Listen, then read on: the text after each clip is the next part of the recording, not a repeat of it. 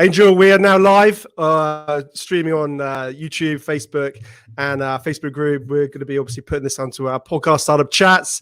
Absolutely. Thank you so much for joining me. I'm stoked that you're here.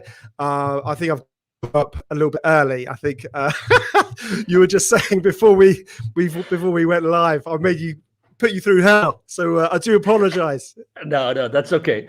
That's okay. You know, I'm so connected all the time, but it's true that, you know, you try to plan ahead a little bit what's going to happen in the day, but if it doesn't happen, it's okay. And you will know how throughout the conversation today. Or you will know why.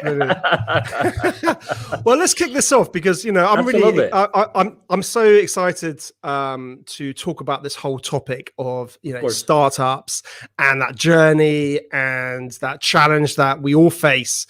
And I think wherever we can sort of get those pearls of wisdom or advice or help or a little bit of inspiration is always going to be a good thing and always help. So, but before we maybe sort of dive into what we're going to focus on, which is that whole, you know, pivoting in times of crisis, I think that's a really interesting sort of topic actually, because I've certainly done that in various sort of degrees, and you know, we can chat about that. So yeah, it'd be interesting seeing your perspective. But before we do, would you mind sort of introducing yourself to the audience, and just giving a bit of a background about, you know, who you are and what you do? Absolutely. So my name is Angel Ribo, and I'm in Dallas, Texas, although I was born close to Barcelona in Spain. Basically one of my favorite cities, by the way. Oh, look Barcelona. at that. Love it. Okay, I thought that you were going to say Dallas, Texas. I've never been. I'd love to go. I'd love to come you to visit. Come. There's lots of great things here happening. So, but anyway, you know, obviously I love Barcelona too. Basically both corporate CEOs and established entrepreneurs, they hire me to bridge the gap globally for expansion and exposure. The reason why I helped, you know, I use internationalization strategies to accelerate the growth of their companies is because throughout my life, for the last 25 years, I have held more than 1,500 CEOs in 33 different countries. And I was able to do that because actually, let me tell you a secret now that you are actually in the UK. One of the reasons why I'm able to do this is because mom and dad, they put me through an English academy when I was in school, when I was in elementary school. And outside school, I was learning English. And I remember that the summer of 1982, I spent a whole summer in Scarborough, North Yorkshire in the UK, learning English. And I decided I'm not going to speak a word of Spanish for a whole month. And I requested that company to put me actually, obviously, with an English family, but I don't want to have contact with any Spaniard throughout the entire month. So I had actually a Swedish student doing the same thing, learning English in the UK as the same as me. And I only had contact with Swedish people and people from other places, but not with the Spaniards.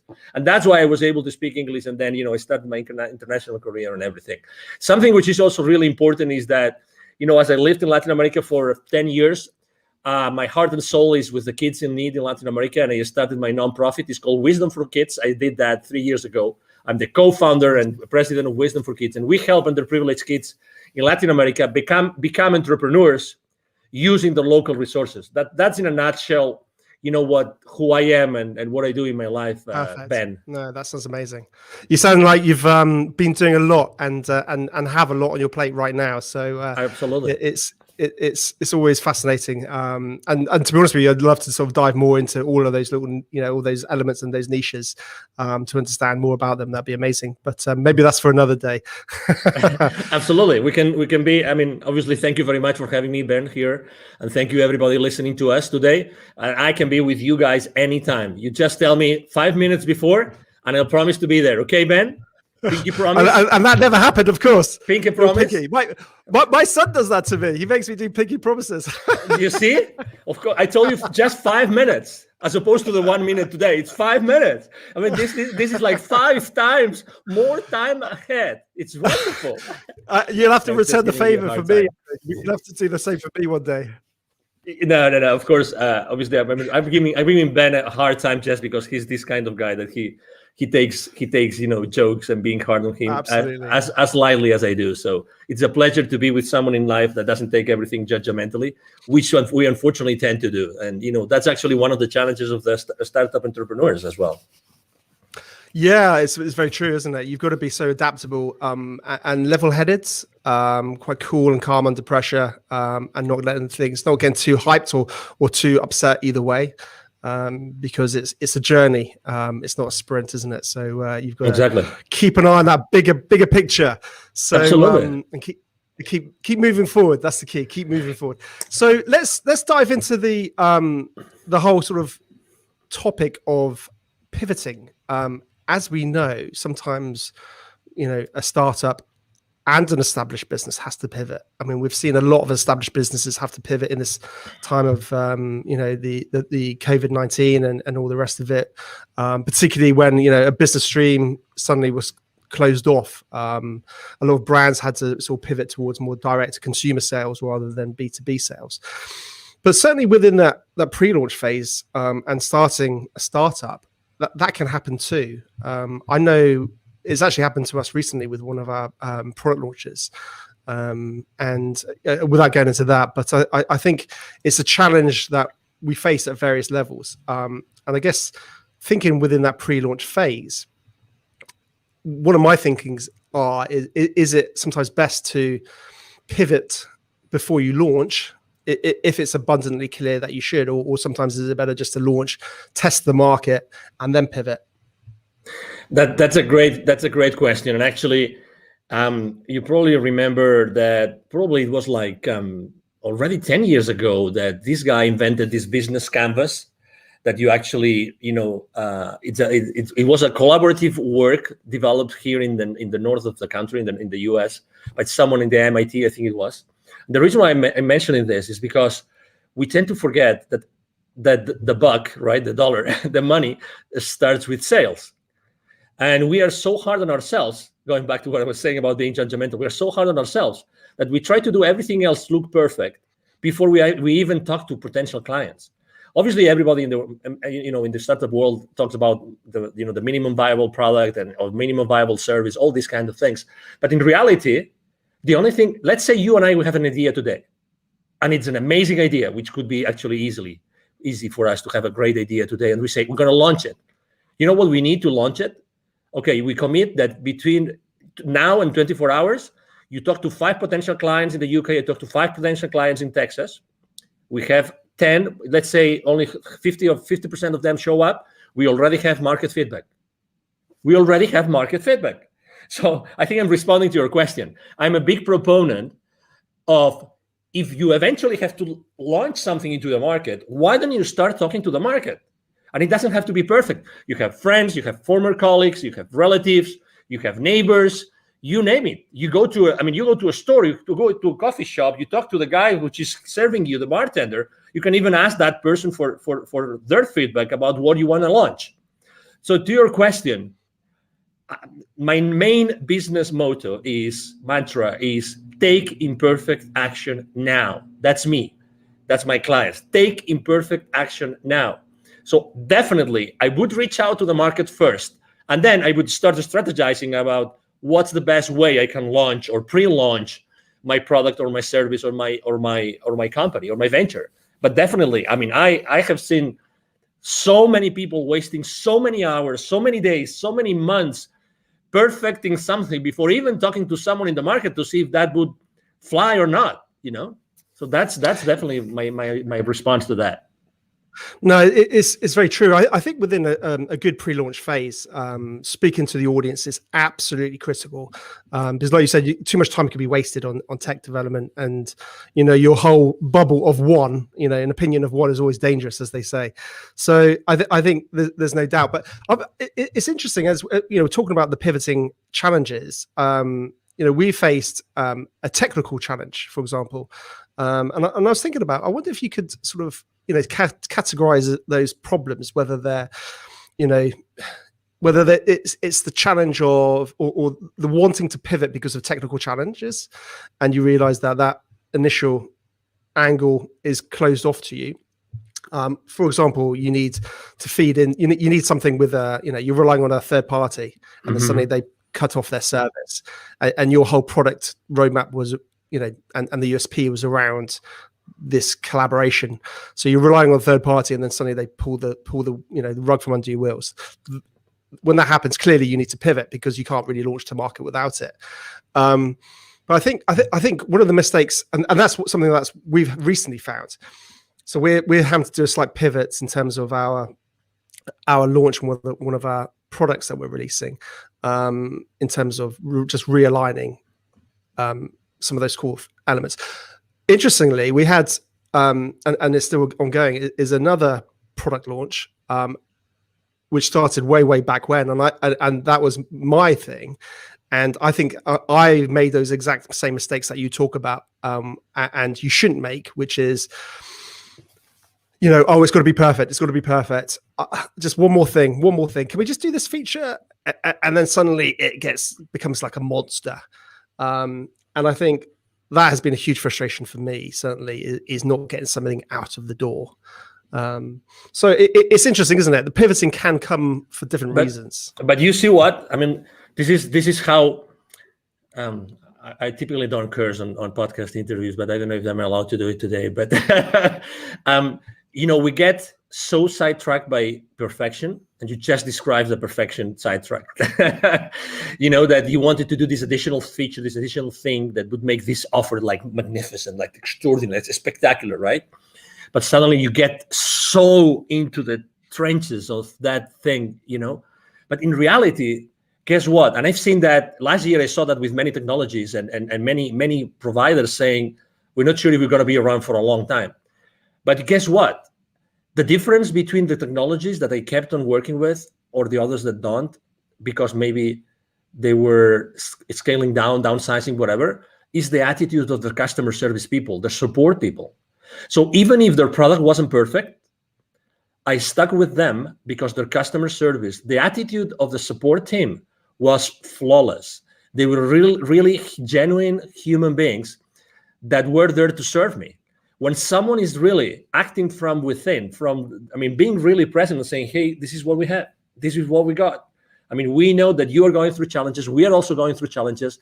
I'm going to spend probably, it's going to take for me 3-4 times longer to respond to your ticket, but I'm still going to be here, and I apologize ahead of time. So setting up expectations, Ben, is so important. It's so important. I'd rather work with someone who has a not so, let's say, mature technology, or not such a comprehensive technology or service, but their relationship with me is so human, is so empathetic, because I really value that, and I'm going to connect with that person much more in depth. It's so interesting, isn't it? Because ultimately we start talking about the whole branding element of a business, of a startup, of an entity. What are the core values of that business? How does it want to interact and engage with its customers and clients on board? And I think we then start sort of diving into that world of the community, building a community, and whether that's, I guess, having a really good call center or team that respond to tickets and problems, or even I've seen really interesting communities built up on like Facebook groups where startups are really engaged with their communities. And I think having that authenticity and that dialogue, that's the key, isn't it? Like you touched on, it's that dialogue to say, hey, Angel, we're working on it. This is our tech roadmap. This is what we work on. We're struggling. We're trying to get things off the ground. We're bootstrapping it, or whatever it is. And then you can feel, more of a passion towards that brand and company, and see the face behind it. Yeah. And on its own, actually, if we think about it, that's such a strong, powerful part of planning in any pre-launch phase, but also post-launch, because obviously that's when you've got to deliver effectively. And follow through, and that's always challenging. Absolutely. I can give you even another example. Last year, there's this technology that I love to use. My team is an expert on using that. It's called Zapier, which allows you to automatize so many different systems. Zapier takes webhooks from here and there and blah blah blah, integrates so many. So I use a specific dashboard with my clients, and guess what? This guy said they're not cheap, but this guy said, we're going to give you 3 to 6 months for free, just because we know you're suffering. And their support system is great. Okay, so they gave me 6 months for free subscription last year, just for the sake of it. Just for the sake of it, because I was a small business owner, I qualify, blah, blah, blah. Just 3-4 months ago, a competitor came up to the market at a fraction of their price. And they offer you so many more actions per month, which is the currency that Zapier uses. So like a fraction of the price and offering you much more for that fraction of the price. But guess what?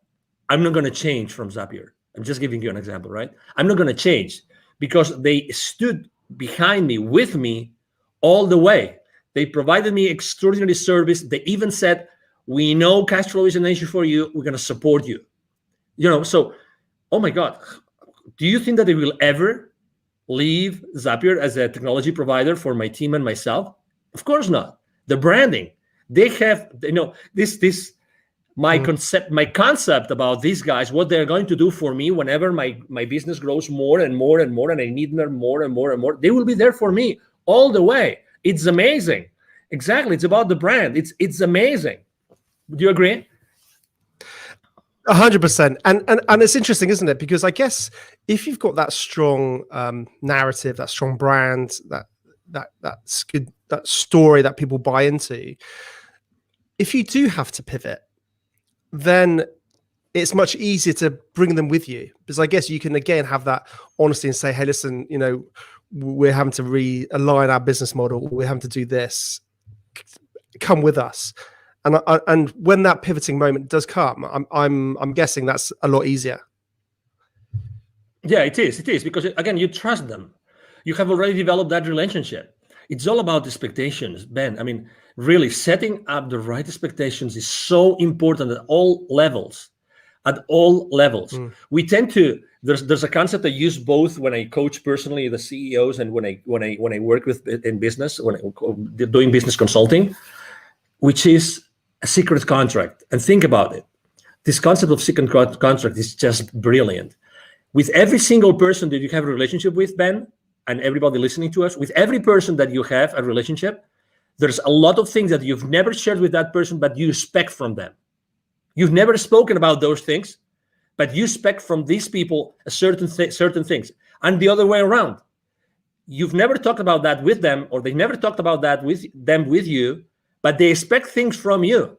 And that even happens with your business, with your family, with your partner, with your life partner, with your kids, with your father, mother, with your siblings. There's always those things that you expect from them, but you've probably never asked them or talked with them about them. That's why setting expectations is so important in the journey of an entrepreneur, of a startup CEO. Setting the right expectations with everybody, with all your stakeholders, is so important. And just with that, you are building, just with that very simple thing of setting the right expectations, you're starting to build a very strong brand. You will never be in denial. You will never sweep things under the rug, ever. You will always be there because you are very clear on the expectations. That's so important. And it's so easy to do. But in reality, we don't do it. No, it's interesting, and I think you hit the nail on the head, because it also is very similar to just old ways of doing business well. We're talking about digital businesses, online businesses, and all the rest, but it's about doing business well, and it's always been the case. Whenever you're dealing with a client, setting expectations, whether it's timeframes or what you can achieve by when, and being realistic with that rather than over promising. If you can set a realistic expectations and actually over deliver and things like that, it's just simple things, isn't it? But I think what we need to what we need to start thinking about, I guess, as startup founders and all the rest of it, is how we set those expectations in a digital format to the masses, if that makes sense. How do we communicate that? And that might be simple as just, I guess, creating a Facebook group about your business and start talking about it, and then setting those expectations. It's interesting, actually. I've started to sort of observe the technology side of. By the way, I don't want this to get into some crypto sort of video here, because there's plenty of those out there. But it's interesting the technologies behind it, and some of those guys who are leading those technologies. and the way that they build community, and the way that they engage and constantly keep their audience who are interested updated. The one that springs to mind, if I'm honest, is probably the I'm gonna forget his name. The Cardano founder, Charles Hodgkinson, something like that.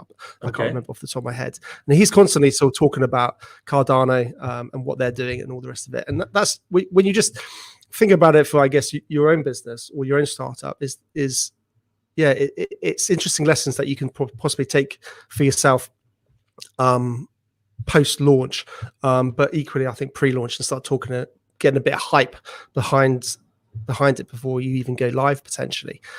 When should a business, I guess, not pivot? That's an interesting question. Can businesses pivot too soon? I think that the market speaks. I think that the most important thing is to see if the market is actually moving, is shifting, if the market is asking for different things or not, if the market is still willing to pay for the same products and services or not. That's the question. It's not about us. It's about the market. It's about, is there a new market being created? Is there a new community being created they're going to want specific things? So that's the question. I think that you have to really put the thermometer in the market. You have to have those conversations, those imperfect conversations with your potential clients, and see, hey, will you keep on paying for this? Do you still feel the value? Do you still feel the value in these kind of products? Or right now, what's happening now, what do you think is going to help you go to the next level?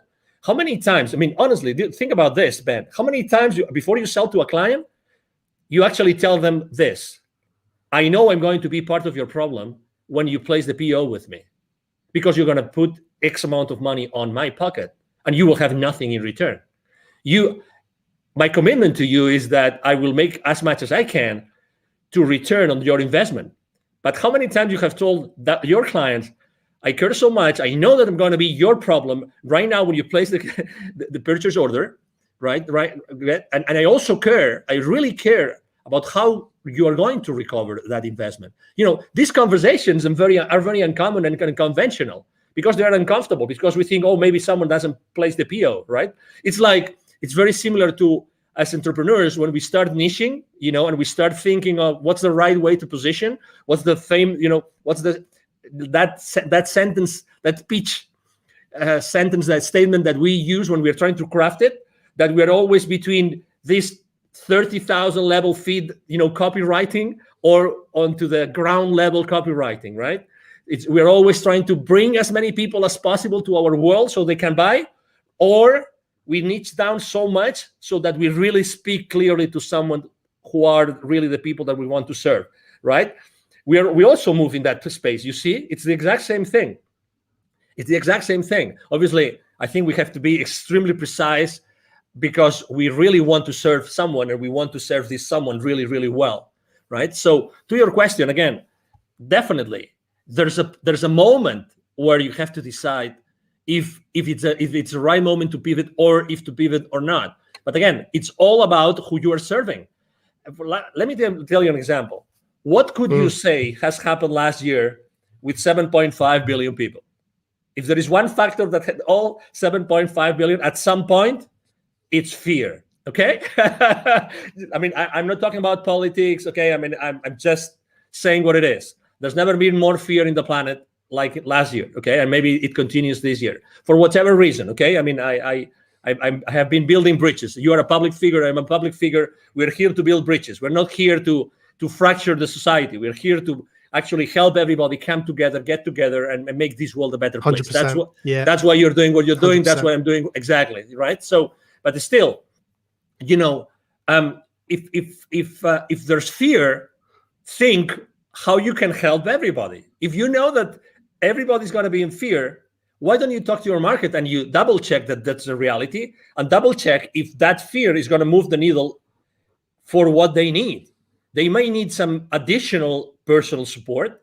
They might need, support for specific areas in their business. Right? Is that fear going to affect the existing clients or not? Is it going to affect will you have to deliver your product or your service in a different way? Again, it's all about the market. It's all about the people, how they feel.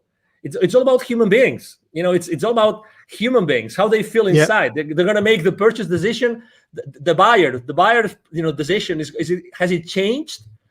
Are there different criteria? The purchasing criteria of our clients, has it changed? The decision process, has it changed? It's all these kind of things that you have to think about before you decide to pivot or not. Yeah, no, definitely. I mean, that's an interesting point. Has it changed? I mean, ultimately, their buying decision might not have changed, but the way that they buy it may have changed. They might not be able to go into the shop like they used to. So how can you deliver that product or service in a format that they can still access, because they may well still want it? We've seen that, haven't we, with gyms? Gyms have got, people can't go to physical gyms in the UK.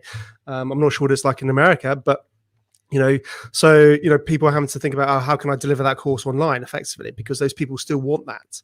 And you're 100% right. And I think this goes from pre-launch and carries on continuously forever, is knowing your audience. You touched on that, and listening to your audience. But it's really easy to say that. Well, people think, oh, my audience is everybody. And I think it's so important. And you touched on it. You got to really drill down on who you want to help. And know that market inside out, and that can change. But absolutely. I think have a focus where it is right now. Going back to the is there a right time to pivot? It's interesting because I completely agree with everything you're saying, but part of me also wonders whether you can be too soon.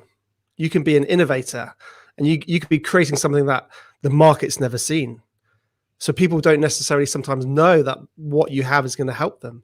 And that's an interesting challenge. We're seeing a lot of this actually in various sort of technologies. Things are coming out all the time. But you might not get that initial traction. I agree. But it all comes down to, as you know, people buy from you what they want, but you know what they need, right? I mean, you define a transformation path, right? You define the transformation path. You talk to them with your pitch. You talk to them to find them where they are, and then you describe a transformation path, and you are selling them the transformation and the final destination of that transformation, right? You got to tell a good story, haven't you? Yeah, exactly. But again, I think that we make a decision as entrepreneurs. We make a decision every single day of what we talk about and who we talk about. At the end of the day, if you are able to describe that transformation, they might not know, they know what they want, but they don't know what they need. So you're still able to sell to them what they need if you are able to position it as what they want.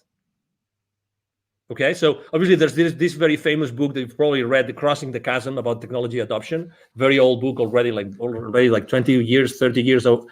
I'll be honest, I'm a really bad reader. I'm honestly, I'm so okay. No problem. So I'd love to be a big reader. I really would. It's okay. Crossing.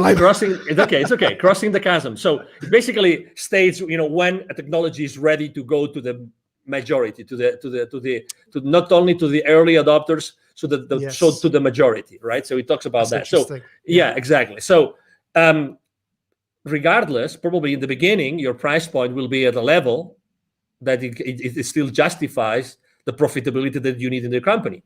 You know what I mean? But at the end of the day, it's always the same thing. Are you able to position what your clients want from your pitch so that you give them what they want? They buy what they want, but you give them what they need because you are the expert. You are the subject matter expert. You're giving them what they need because you know more about that, because you are the expert. And obviously expertise is one of the most important things when you're pivoting, right? I mean, are there areas of expertise that you probably have not pitched enough to your audience? That's an area of, as you know, of innovation and being ahead of the curve and being creative and all these kind of things, and I think that also as entrepreneurs, when we are in startups, I think that we all the time we see new things. We're ahead of the curve. I mean, we really see those innovations because when we push so hard and we do so many things for so hard because our life goes on it, right? So eventually we discover many other things and new ideas and new horizons open up for us. And and it is what it is, and so I mean, if you are an awakening enough entrepreneur, there's consistently reasons and ways for you to be innovative and to start trying those innovations into the market. No, definitely. I think like any good entrepreneur, they're constantly looking at the world in a different way. I call it my invisible radar. It's this. If anyone's watching the video, you'll be able to see what I'm doing. But if you listen to the podcast, you won't. But basically, it's like up there constantly, and it's just going, and then it's all hones on something, and then suddenly it's like, oh wow, this is like, and your brain starts going 100 miles an hour, and then your wife tells you to calm down and stop being silly and get focused on what you're doing. Exactly, because it's always challenging, isn't it? It's getting pulled too far in too many different directions. Absolutely. Interesting. Talking about, again, getting back to the pivoting. I think when somebody needs to pivot, having a good personal brand makes it a lot easier to pivot. And I think sometimes lots of business owners don't really focus on their personal brands. What's your sort of thoughts around that? Well, I think there's two. This is a two-way street, right? Because you want to have a very strong personal brand, but at the same time, you don't want to be the main constraint on your business, right? So you have to be careful, okay? Because you obviously want to have a whole, system, people that will support you in delivering all that, okay? So the personal brand is very important, but also make sure that in the delivery of your products and services, you are not a constraint. So that's the number one thing. Do I believe in like having a very strong personal brand? Absolutely. And it's much easier to build than what people think. I'm blessed enough to have been invited to your podcast, Ben, today, and I have probably 3 or 4 more today.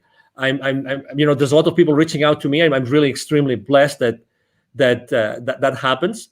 But it's relatively easy just to give. I mean, I'm giving just some nuggets that people might like or might not, but it's being present. It's spending 30 minutes, 45 minutes, 1 hour, adding value to someone's audience, and by doing this, you are actually building my brand. I'm building my brand right now, thanks to you. I'm grateful to you and to your audience. And again, people think that branding is this big, massive monster that we've never seen their face, right? But it's so difficult, and only large corporations can actually build your brands. Not at all. Just answering an email on the chat on LinkedIn, you're building your brand. Let me give you another example. 100%. When I say happy birthday to someone on LinkedIn, I do it in a different way. I tell you, people remember me because of the way I give them the happy birthday. And it's so simple. And the same thing when they change positions in their companies. I do it in a different way. Guess what? You don't need anything. If you're starting small and then you want to scale up in the future, guess what? You can start doing this right now. Be yourself. Don't be afraid of yourself. It's very true what Tony Robbins says in his events, which is, what we are fearful of as human beings is of our potential, is of how powerful we are. It's not of our flaws. It's not that we will not be able to deliver. It's of our potential, of our power. We're really powerful. We all have this expertise inside of us that nobody else will be able to deliver just because of the experience we have had in our lives. You have had your experience, Ben. You've gone through several, successes and failures. You've learned a lot of lessons. Everybody has had their own journey, and that journey is of value to someone else. That's why everybody can really become an entrepreneur if they really want to. That value, that intrinsic, unique value of anybody out there can really help other people, to overcome their challenges in their personal lives or in their business life. It is what it is. It's by definition. 100%. And also what I love about it is it gives, several things. It gives a face behind the business. So it has you have that real sort of personal element. And I think that's the future for business, having personality. But also I think as an individual, we all know we have many layers. We have many interests. Whereas a business is obviously clearly focused on one area, possibly with a very focused audience. But with a personal brand, people, you're able to express more of your interests. You're able to express more of your fascinations and your other hobbies and other, businesses. So I think certainly if you do need to pivot, it's much easier to do so, and because people believe and buy into you, not that particular product or service. I think that's something very, very interesting. So in terms of sort of top tips or advice you could possibly pass on to any budding, startup founder, what would that be? Well, I said it before briefly, but it's definitely, I think that's, honestly, I think this is at least 50% of the success, of the secret to success for any entrepreneur right now, which is take imperfect action now. Take imperfect action now. Expose yourself. Whatever you want to do, start doing it right now, immediately. Start talking to potential clients, to potential partners, to potential collaborators, to potential allies, immediately. Take imperfect action now. Don't wait. There's never going to be a perfect time for you to become an entrepreneur. Never. So why don't you start doing it now? You don't really need much. Honestly, you don't really need much. Really. I mean, what did they say? Yesterday's the worst day, today's the best day, or something like that. I probably got that completely wrong. No, yesterday was the best day. Today, I can't remember. I was just probably making something up. No, that's okay. But it's a matter of, hey, take imperfect action now. And then as soon as you start making steps, taking those steps, as soon as you start doing that, you will start seeing the forest. You will start seeing this works, it doesn't work, this could work, this couldn't. You start seeing the rest of it. But you have to start making those steps. You know what I mean? So definitely. Exactly. So be humble enough to do that. Definitely. And just out of interest, on a side note, Angel, what's the sort of whole startup scene like in Dallas, and in your hometown? What's business like there? Well, I have to say, first of all, it has changed and improved a lot. Dallas used not to be the startup hub that it is today. I've been very involved with the startup community here. Actually, last year, it's so funny. Last year, I gave 2 different webinars to the startup community here, and the title of both webinars were Pivoting in Times of Crisis. both of them. So there's a very strong community for startups here, very strong. That particular accelerator I gave the webinars to, it's called The Deck, but there's many accelerators. The mayor of Dallas himself, he has said many times on the stage, he wants to become a very stronghold, important stronghold of the startup community in the country.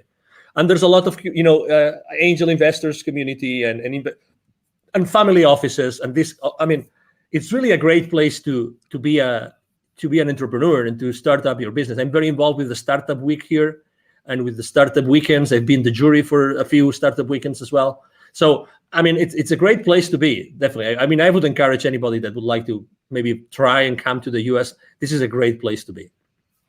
Fantastic. And am I right in thinking a lot of people are moving out from California and Silicon Valley to Dallas? Totally. Is that right? Yeah, it's true. Actually, large corporations, even before the pandemic started large corporations from California started to relocate here. And right now it's massive.